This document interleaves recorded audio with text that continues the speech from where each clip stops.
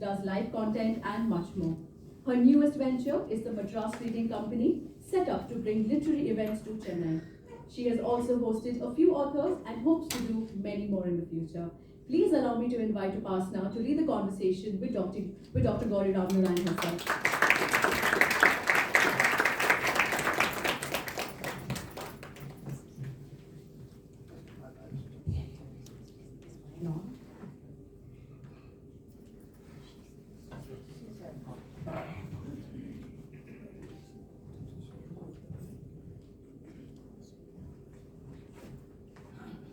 Good evening, everyone. I hope you can hear me loud and clear. Thank you so much for being here today. It's such a pleasure to have such a full house and be here to lead the conversation about these two wonderful books. Please forgive my pronunciation. I'm a local Madras Ponniyin from a North Indian family. So I request everyone to please put your mobiles on silent if you can. Thank you so much. We are here to discuss these two very fabulous books, in case you didn't get that already. Fascinating books published by Penguin India. Gowri's writing is an effortless read. The style and the conversations just flow. The easiness of Kalki's style of narration shines through these books. So don't be daunted by the size. Please do get your copy today. Thank you, Gowri, for being here. So I'm going to get straight into it. Gowri, you have translated both fiction and non-fiction, two plays by the Marathi playwright Vijay Tendulkar, the Tamil short stories, and two novels of Kalki and Kalki's biography. What are the challenges you face, if any, with fiction versus non-fiction? Good evening to all of you. I'm absolutely thrilled that all of you are here to share this extraordinary moment with me, because I think probably this is the most difficult, the most demanding, and perhaps the most important work that I have done in my life. And I'm so happy that all my friends and lovers of books are here to share it with me. I'm particularly grateful to Mani sir for making the time to come here. I know how busy he is. He's deeply involved in a new film, and yet he made time to be here in order to release this book. And I cannot possibly think of anybody else who would be. He was the perfect person to release the book. I mean, it's not that he made a film based on Ponniyin Selvan, but the way he made it. And he has brought Kalki to an entirely new generation of people who had never heard of him. He was a Tamil writer, he was very well known in the Tamil-speaking world. But because of Mani sir, now the whole of India knows him, and some places in the world also have heard of at least they know the words Ponniyin Selvan. And they say it correctly too, which surprises me. So I'm really grateful that he's here, and I'm delighted. Thank you so much. Okay, you are talking about fiction and non-fiction. Okay, the thing is, I don't know if there's all that much difference, because translation is a dreadful job anyway, whatever you do. I mean, it's not like writing your own stuff, you know. And when you're writing your own stuff, you're so free. There's the pain and the sweat and the horror of having to get through it, you know, then because you're afraid that you may not be able to finish it, your imagination will dry up. But it's your own. So you don't have to be afraid of anything. The moment you take up somebody else's writing, it's so daunting, you know, because you have to do justice to that person, at least to the best of your abilities. And the worst translation I've done, I think, is the plays of Tendulkar. I did it because Vijayji asked me to translate them, and I translated them from Hindi because I don't know Marathi all that well. I know Hindi well. So then we worked together, and there it's not, the translation is not about the language, it's about spoken language. It's not about the written language, you know. So it's a completely different cup of tea. It probably came to me because I'm a journalist and I'm used to interviewing people and writing, you know. But the language itself is very different, and it's a wholly different ballgame altogether. Then when it comes to non-fiction, the only one I've done, which is a very extremely daunting, huge 1,000 pages book. I don't know why these Tamil writers write so many pages. I mean, there seems to be endless. You are swimming in the sea and you can't really get to the other side. So this 1,000-page stuff, biography of Kalki, I found it actually fascinating because it is not about the writer so much as the entire first 50 years of the 20th century, the freedom struggle, and the socio-political problems, the reformist campaigns, the Renaissance, and every other field was, kind of springing up anew, from education to science, industry, agriculture, you name it. So all those things Kalki was involved in. So it becomes a kind of a history of that period, and therefore I found it very interesting. But basically you're conveying information, and you have to do it correctly. The same story of the freedom struggle, because as you know, Kalki was an activist. He was a rebel and an activist. He was a freedom fighter. The same story Kalki tells you in his, again, huge novel, Alai Mosai, which also I translated, because it is almost the same story, but told through characters who lived during that period. So it will be a kind of point and counterpoint. But here, the important thing is the experience of the characters, their emotions, what they undergo, not so much information. The information comes to you through the experience, so it's the other way around. Ponniyin Selvan is really tough because there is the political intrigue which makes it, and it packs it with information, historical information, political stuff, and social stuff, and there is so much of the cultural aspects, poetry, painting, sculpture, and yet it is the character who is most important. All these things, so you have to pay attention to the ambience and all this stuff, as well as the human element. So I think you have to bring a different sensibility and a different attitude to whatever you take up. Very true, very true. I agree with you. So in fact, it's very difficult, Gowri, to comprehend that Ponniyin Selvan is mostly fiction because it's so steeped in history. It's stuff all of us have learned growing up. So where did Kalki, do you think, where did he draw inspiration from? It's very clear to me that he drew it from sculpture and painting and architecture and poetry. Because he was, Tamil writers in particular, I don't see this in Marathi writers and Hindi writers, maybe Bengali writers. Tamil writers are they have what you call Tamil very, they're the frenzied attachment to their language, I don't think any other language calls, that people of any language call their language Thai. I don't know, they talk about Marathi Thai and Hindi Thai, but Tamil Thai, Tamil Anangil, so this kind of, and so he was so involved in poetry, ancient Tamil poetry, Sangam poetry, as well as medieval poetry and modern poetry. Every day he used to recite or sing a Bharati song. So, so this kind of, and he was in the company of other people, literators, and they used to read and discuss poetry. I mean, I can't even imagine that anybody can do that today, right?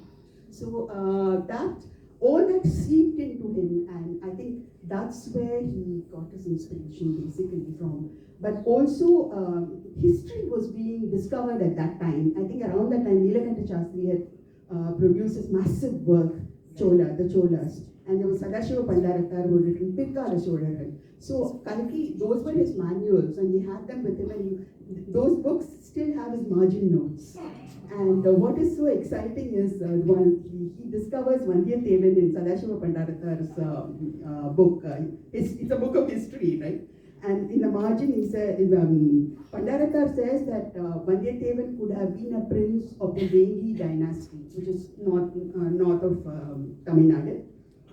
But Kalki says in the margin, Illai Vanar Kulatavana. He could have belonged to the Vanan tribe of Tamil Nadu, and that is where he starts. And the entire character of Vandiyathevan comes to him from a small poem that was recited to him by his dear friend T.K. Chidambaranatha Mudaliyar, who had nothing else. He was a BA, he was a judge, High Court judge, but he lived only for poetry. So one of the songs that he sang to Kalki, he remembered at that and he asked him to write it, and I believe he sent it by return post, in those days postcard.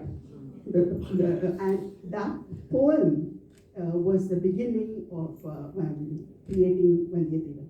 Exactly. So I think And what a history, apart from history, it's all these influences, I think, made him write. Wonderful, wonderful. So Gowri, as you know, there are several lessons we learn from the books. I'd just like to read out a little bit where he says, it hardly matters whether you and I approve or disapprove. We may continue to squabble about our creed being the best in the world, but a ruler must support and nurture all the religions practiced by his subjects. The prince has grasped this truth instinctively. He puts it into practice when the occasion warrants it. So, what lessons from these books do you find relevant today? There are so many values that have been clearly highlighted, but which is the one that's most relevant to our times? You know, this word lesson is something that I don't associate with literature. You know? Okay. It makes me think of classroom textbooks. For instance, you know, you take the Mahabharata, just take out the Bhagavad Gita, and all that the Gita says you will find in the story. And that makes a greater impact on you than sitting and learning those verses. All that is there in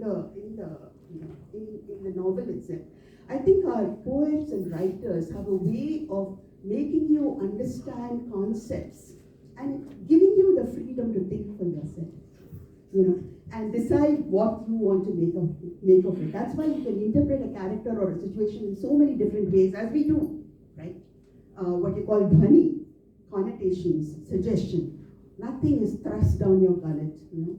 So I think Kalki was not thinking of any lessons, but Kalki was a propagandist, clear and simple. He began his life as a pamphleteer, a boy who had quit school and a pamphleteer in the Congress office in Tirchi.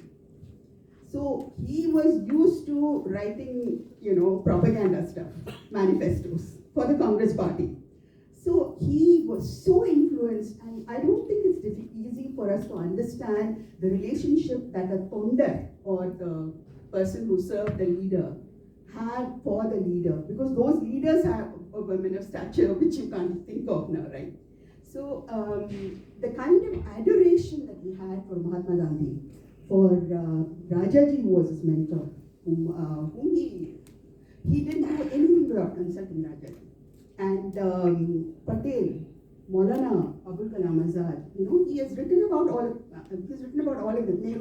Nehruji is criticized, and he's also admired him for his charm. So he was a political journalist. We forget that Kalki was really a political journalist. He was writing the leader in his magazine, The Political Leader, and writing columns on social reform, on political issues. Writing novels was a byproduct almost, except that we remember him for those things today. He wrote novels, and he says this very clearly in 1933 when someone accuses him of being a propagandist, saying that he should think of more aesthetic elements, he should bring more aesthetic elements into his book. And Kalki says very clearly, okay, let me say it in English, but I'm not sure all of you know Tamil. Writers, hundreds of writers will appear in the future in Tamil, and let them be in charge of creating works, marvelous works with aesthetic values.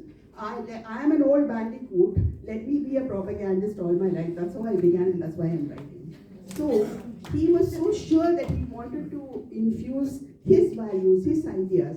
But if you're a good propagandist, you will do it in a way that the reader will not know that he's being guided there. You know, you imagine that you arrived at it by yourself, but very skillfully the writer is taking you in that direction, right? So, so he creates Ponniyin Selvan. Who is Ponniyin Selvan? Honestly, Ponniyin Selvan is an amalgam of Mahatma Gandhi's righteousness, Nehruji's charm, irresistible charm I believe he had, Patel's steel, Rajaji's integrity, and any number of other things, right? And what was the main thrust of Gandhiji's teachings? Secularism. So, you know, Ishwar Allah Tero Naam. So all those things, we don't know whether Rajaraja was really like that. He must have been, because, you know, the kings of that period did give donations to other institutions like Buddhist. There was no Islam here at that time, but to Jaina institutions, to Buddha institutions. There is a temple close to Tiruvannamalai where Kundavai has made a great donation to a Jain mandir. So there was some historical basis for that, but he creates it and spins it out to become a kind of a credo for all of us to follow. So if you like Ponniyin Selvan, then you have to believe that Ponniyin, and if you think that Ponniyin Selvan is right, you have to believe that you must respect all religions. You have to believe that the fisherwoman is as important as the chief minister or some feudal lord. So very cleverly he creates this, and Kalki was convinced, he had an empathy for the socialist credo. He was very fond of Jayaprakash Narayan. So he creates a character, so he makes a fisherwoman, finally, and this is a spoiler, but everybody is 75 years old, so it's all right. Who really becomes a queen, finally. She's a fisherwoman. Right. Sendra Ramadan, who's a gardener, he becomes a king, right? So he was very, and there is nothing in history to say that Uttama Chola, who was crowned king after Sundara Chola, was a gardener or anything like that. So all these things he creates in order to lead you to the kind of India he envisions for the future. Ponniyin Selvan was started in 1950, the year India became a republic. What is the future that Kalki dreamed of? What was his vision for the future of India? You find it in Ponniyin Selvan. Wonderful. That's wonderful. So throughout the book, I find Kalki was extremely progressive. It really surprised me. It gave me immense pleasure because there are a few things that he says. No, Kalki never underestimated women. His female characters drove the narrative forward. And later on in the book, there's this conversation where she says, but every woman has to get married someday. No Shastra says so, Vanati. What about Avai? Did she not remain unwed to live long as a great poet? Unlike you, by God's grace, Avai attained old age in her green years. So I want to know, Gowri, he created some extremely strong and very pleasing women characters for that day and age. Can you share a little bit about that?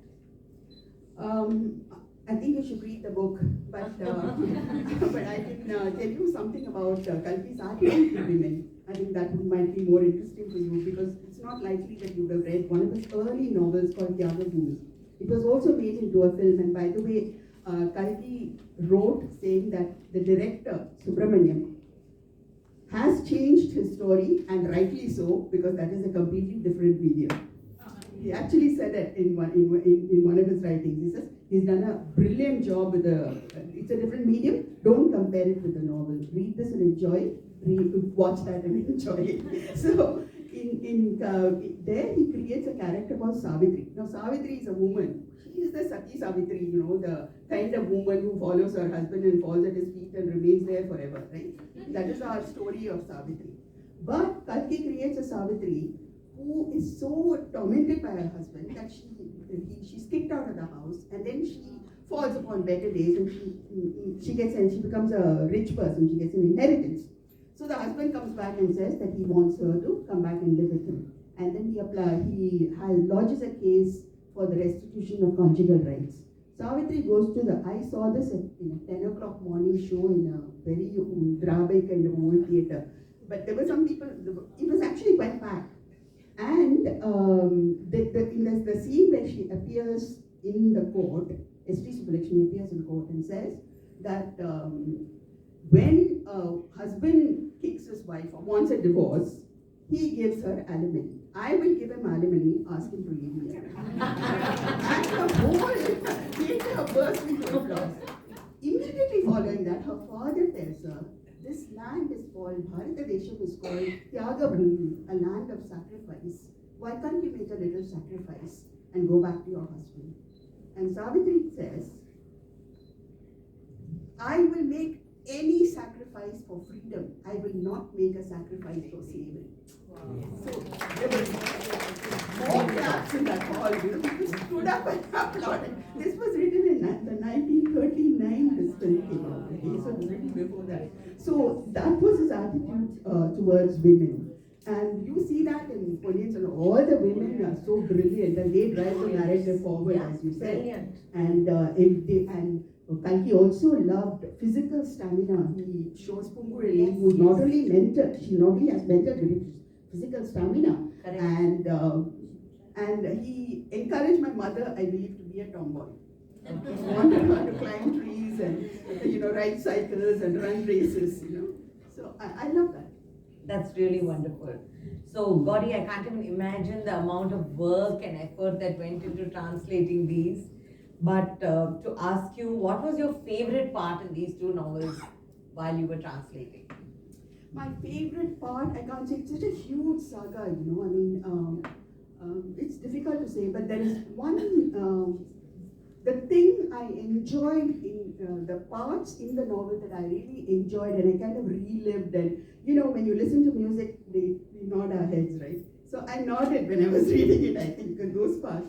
And I tell you what parts they were. They were parts where the characters are undefeated by life struggles. That really moves me. And if you permit me, I'll read a very small extract. Please. I brought it because I just wanted to say how much I loved it. This, the back, oh, sorry.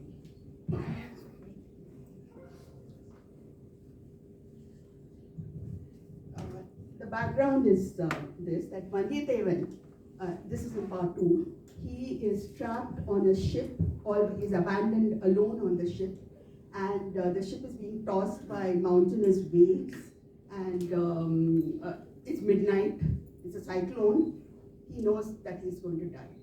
So what is his attitude at that time? Very soon, I'm reading now, very soon, Vandiyathevan realized the fate that was in store for the ship. It would be tossed and turned, it would capsize and submerge, it would be shattered to smithereens before that happened. Whatever the ship's fate was to be, his fate was crystal clear. Death in the middle of the sea. Suddenly, something hard hit Vandiyathevan on his shoulders. Pebbles thudded down all over the deck. A great many of them dropped into the sea. How did those pebbles shine like marbles? How did they fall from the sky? A few more struck him on his head and shoulders. Where they fell, there was a stab of pain at first, and then a pleasant chill. The pebbles scattered on the deck, and they were now starting to melt. This was a shower of hailstones. Until then, Vandiyathevan had never seen nor experienced anything like it. Elation bubbled up within him. Such a marvel had come his way before he died. That moment, wow. And later he says, I'm going to take a look at these mountainous waves. I'm going to look at the sea tossing itself, with such turbulence. I'm lucky. I have an opportunity to see nature playing havoc. Let me enjoy it and remember. These are the moments, which really make me proud to be a human being.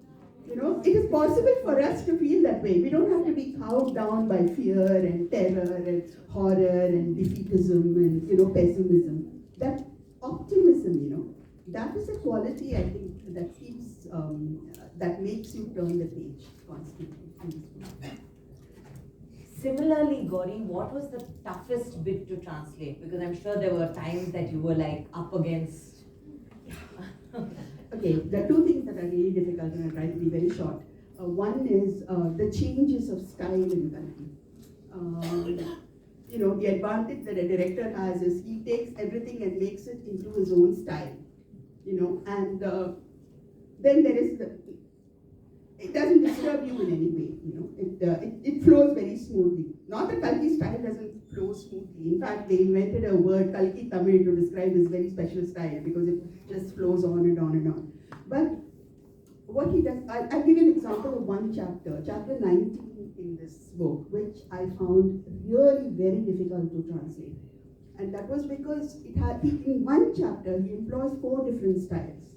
It begins with a historical introduction to a great war that was fought in 897 or something AD, and in a place called Tirupurambiyam.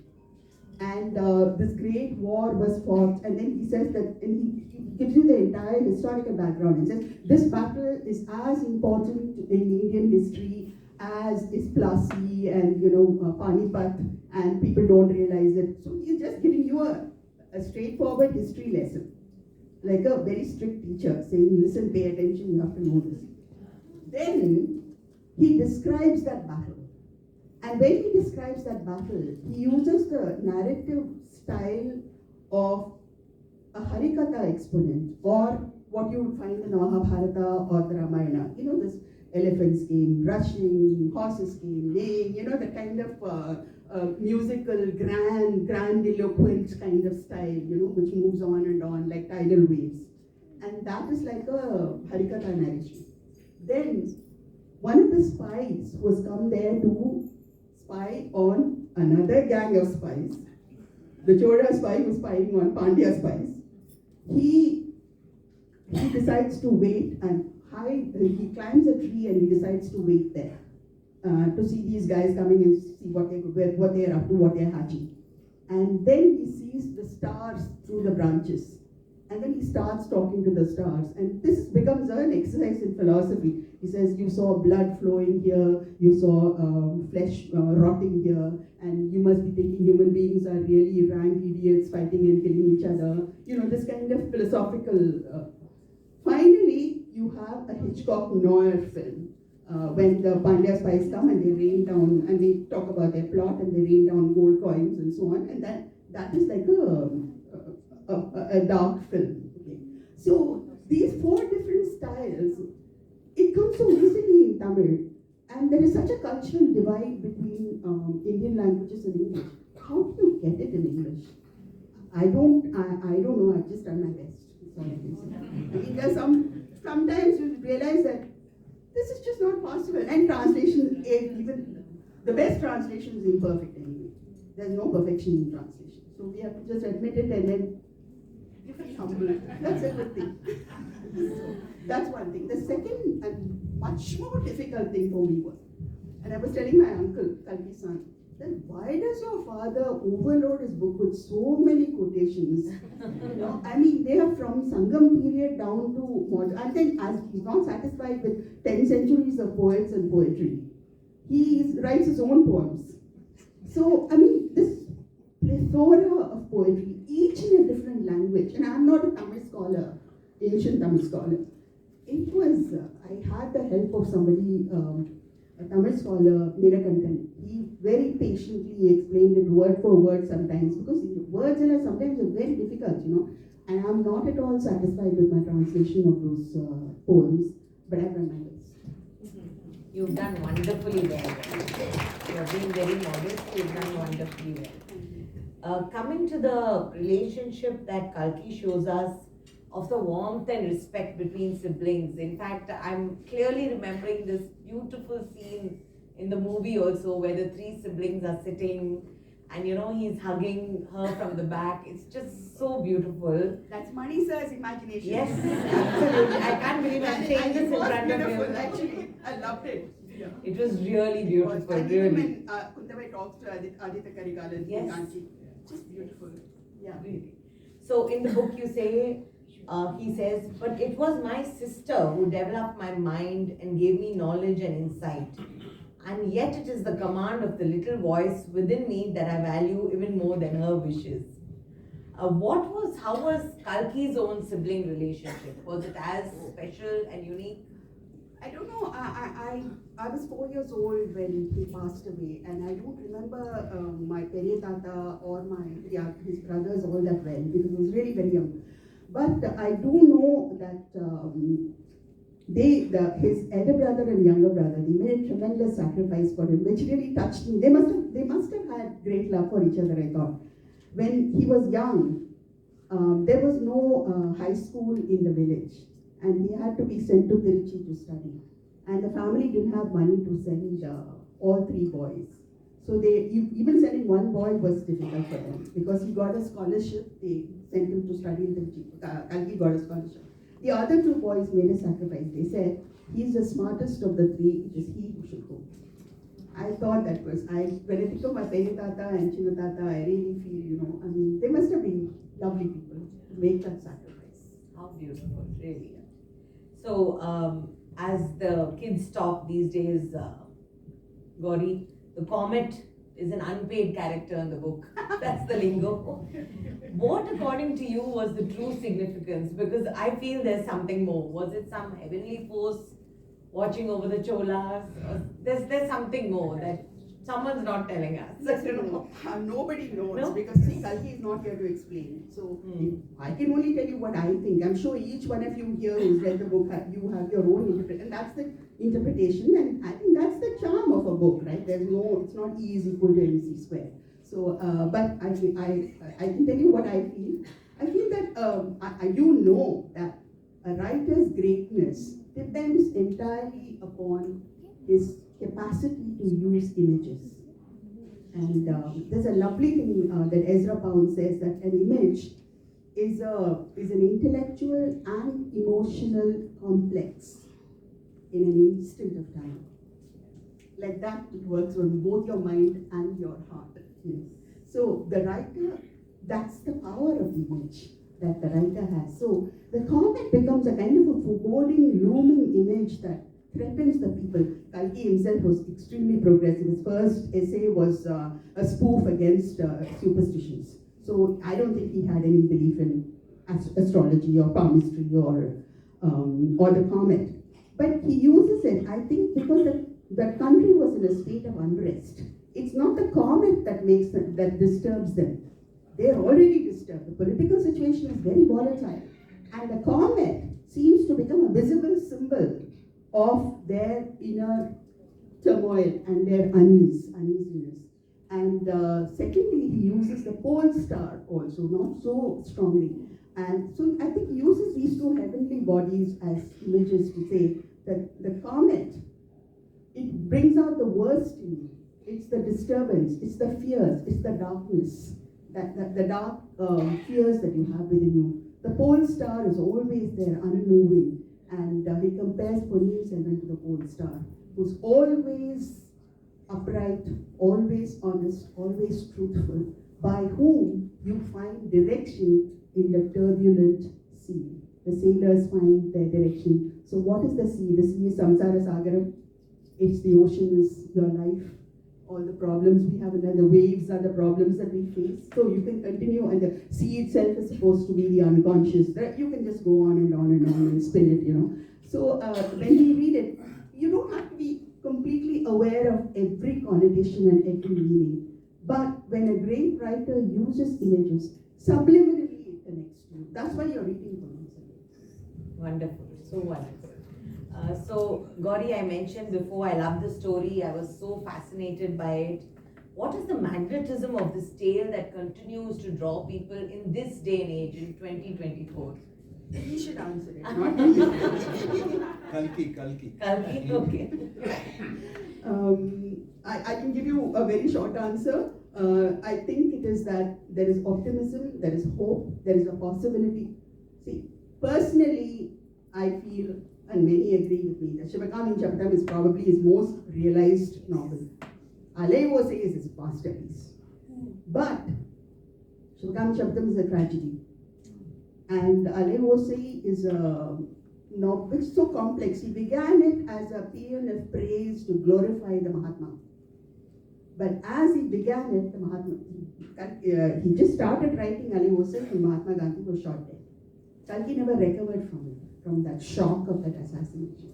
So even though he wanted to write a very positive novel, it kind of that hangs, that assassination hangs over his head, and it is not completely positive, you can't see. Okay.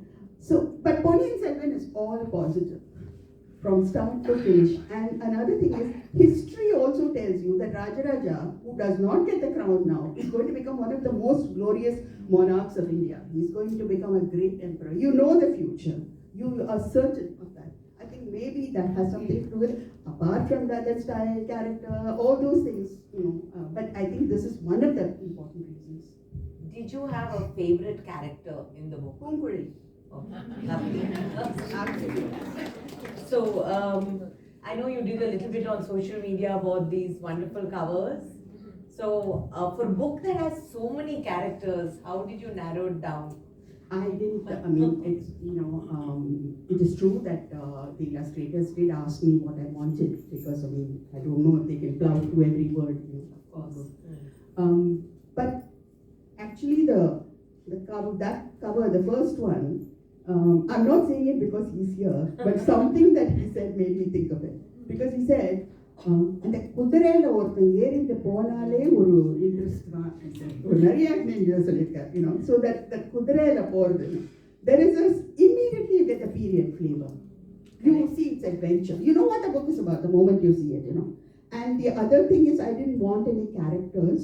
I wanted it to be more symbolic and more, for none of the covers will have characters depicted on it. This is not really a character, it's a kind of a symbolic idea of a journey. A book is something that you begin, it's a journey that you begin. And secondly, I wanted, this is where I really have to thank the cover illustrator, Ahalan Gujjan, and the illustrator, Mihir Joglekar. They've done a splendid job. I said, we need water-rich land. I want a green land, and it has to be water-rich. So with their first thing that they brought out, didn't suggest the water to me, Water soap. Cholanadana sorudaithu the neervalam migunda naadu. So then they splashed it with the silver. So when you hold up, it looks like running water. And of course the second is very easy. It is the ship. The ship again is, when you read the story, you know why the ship is important and in the middle of the sea. Secondly, as I said, this is the Samsara Sagaram, and Kalki uses the image of the waves and the ship and water right through his entire novel. It seems to be a kind of a choric effect as an image, the sea, the waves, the water. Beautiful, so beautiful. I could just sit here and listen all day. Now I'm coming back to the magnum opus, the movies, Gowri. It blew us all away. So I can't even imagine, how did you feel when you saw it?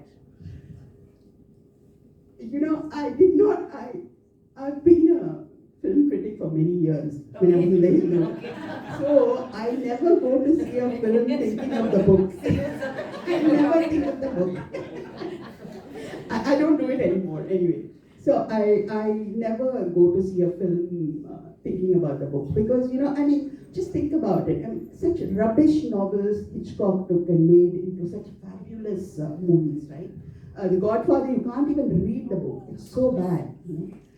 When you have a great book, I think it's a disadvantage. Really. It's a great disadvantage, because to make that into that's what worried me before. Then when I saw the film, of course, I wasn't worried, and I knew that we have in Mani sir someone who is not just a fabulous filmmaker, but a very sensitive person, and he has an interest in literary matters. So I don't know if every director could have done this. It has to appeal to the masses. You're making a film. You can't be, this is not an art film that 4 people see in a dark room. I love them, by the way. I really love them. But it's not one of those films, right? So everybody has to see it, and still it has to have integrity. It has to be true to the novel. There's not a single thing in that film, that long, both films, that makes you cringe. Nothing. Everything is done with such good taste, and it appeals to people. Any film which has mass appeal, we know the kind of compromises that are made, right? I'm not judging, by the way, okay? I don't judge anything, because that's one of the things I've learned in my life. It's good, it's good. It's bad, it's bad. That really surprised me. So I did not see it as a film, really. I saw it with great interest to see how Mani sir would narrate it. And I saw it as his work. I did not see it as Kalki's. I did not make that mistake. I didn't compare it at all. It's not possible to get the novel on the screen. You can't watch it. It'd be boring, It has to be changed. It has to be. We've made several changes, not very. He has made crucial changes also. I think they all worked in the context of the film, and yeah, I'm really grateful, and I'm truly grateful also because who am I to be grateful? I'm speaking like a granddaughter now, but as a reader, a Tamil reader, I'm glad that a fantastic writer from my part of the world is now known so widely because of the film. And he has done it with great integrity. I truly think he has honored the books. Yes. In the film. Yes. So Gowri, what's next in the pipeline for you? Me? Yes. No translation. That's for sure. No, there's book 4, 3, 4. We're already planning the launch. The Ponniyin Selvan is over, so I'm still struggling with it. After that, I'm going to write a play. After I'm going to do some creative work. That's it. Thank you so much, Gowri. That was lovely. If anyone in the audience has any questions, we have another mic which one of us will bring around. There's one over there.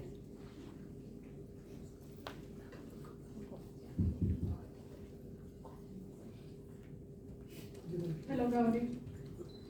Please introduce yourself. I'm Geeta Nair. I think I've known Gowri and Ram since I was a child. So the question doesn't come from that perspective. I remember reading your short stories, the translated short stories, which I hope Pani sir will make into a Manorathangal kind of film. I don't know if he will do it. But after I read the short stories, I was so excited, and I had a broken leg. I called you and I said, oh, this is so exciting. Why don't you do Ponniyin Selvan? Because எனக்கு தமிழ் படிக்க தெரியாது. பேசுவேன் ஆனா படிக்க தெரியாது. So when I asked you that, you turned around and asked me, உனக்கு பைத்தியமா? I still remember that conversation. I just wanted to know from you, Gowri, when was that moment when you said, okay, now let me do Ponniyin Selvan? I have to thank Penguin. They asked me to do it.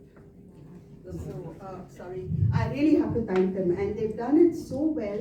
Look at the book, they're such fat books, but so light. Most of these books, you take Vikram Seth or our own Salman Rushdie, your wrists break by the time you finish the book. They brought it out so beautifully. Look at the font, look at the paper, and it's done so tastefully. I'm really grateful to Penguin. They asked me to do it in a weak moment, I said yes. Thank you. Any other questions? Anyone? Yeah. One second, so we just bring my mic.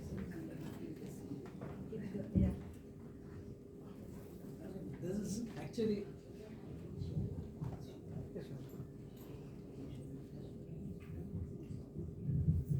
this is actually a kind of a combined question to Gowri and Mr. Ratnam also. As school children, we read Ponniyin Selvan as a serial, coming week to week story, and still it was very gripping, and it was something really wonderful and something we look forward to see and wait for the next edition of the magazine. We have read the subsequently published book in full.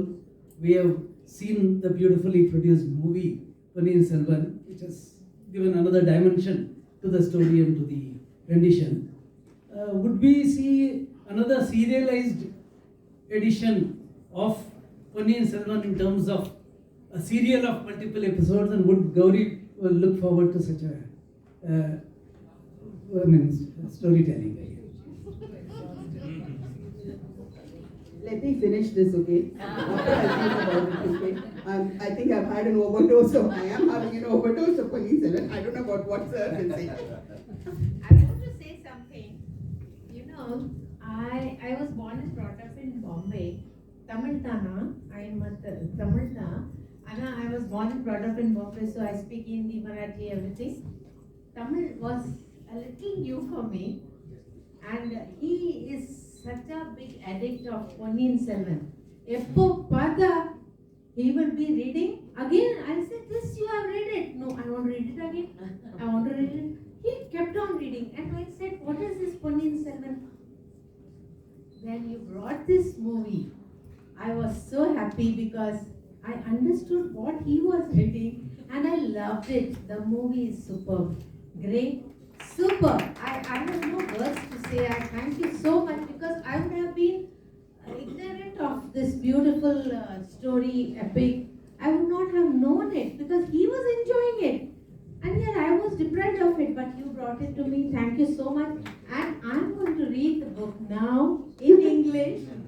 And I thank you, Gowri, that I'm going to read it and I'm going to enjoy it even more. Thank you. What Thank you you spoke so today was so good, so good. So I have no questions, but only to tell you all, congratulations, good luck. I'm so happy that you have done this. Thank you. Thank you.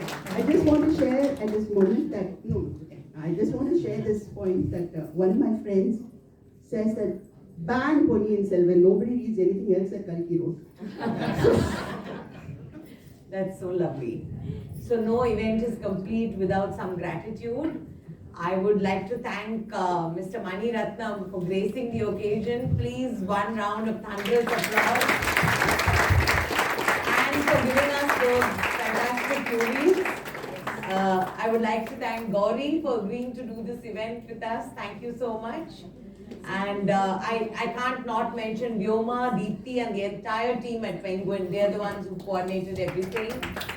And the Taj Coromandel, a hotel I've grown up in. This was so wonderful. So thank you so much to Mr. Singh, Ollie, Stanley, Ronald and the entire banquets team. Thank you GK for not stopping to click us. Thank you. Please thank Taj on my behalf. Yes, and a big thanks from Gowri's behalf as well. Please see the chocolates that are made as book covers at the back before you go. They're so beautiful. Thank you, my dear friends, for rallying around as always. And my wonderful book club, they have self-confessed that they are my groupies. So thank you for supporting me in full force and you guys are the best. Both the books are available at the bookstall. We also have a very special price on Kalki's biography which has been translated by Gowri. It's a special one-day offer, so go and grab it. Gowri will be very happy to sign the book, so please do come up in a queue for the same. Have a wonderful weekend and do keep in touch with my Madras Reading Company as well. Thank you. I want one picture with you and I need you to sign my name.